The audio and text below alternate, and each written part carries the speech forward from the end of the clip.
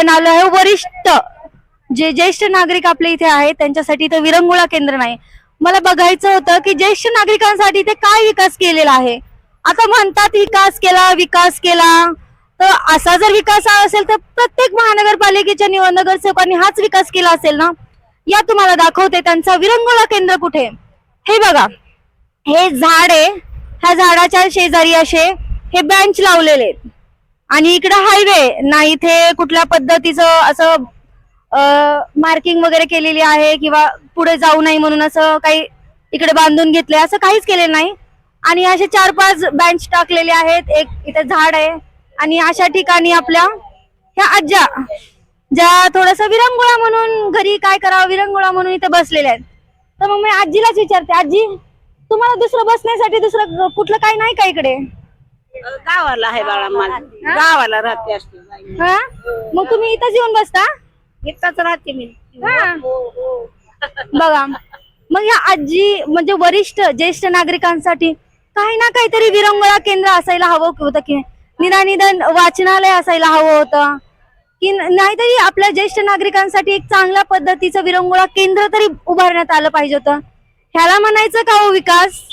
जर हा विकास असेल तर ह्याच्यापेक्षा चांगला विकास मी करून दाखवेल. ह्याला विकास म्हणता येणार नाही, हा विकासाच्या नावाखाली हा 1 नंबर भकास म्हणता येईल.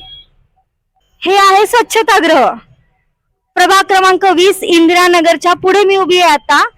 आणि हे स्वच्छतागृह आहे. मी स्वच्छतागृहाची पण एक तुम्हाला झलक दाखवते म्हणजे कळेल की विकास काय आहे. आता मी काही आतमध्ये जाणार नाही, प्रचंड घाण असल्यामुळे मला आतमध्ये जाता येणार नाही. पण एकदा तुम्ही या इकडे आणि त्यांना जरा हा एकदा कॅमेरा फिरून हे सगळे दृश्य दाखवा.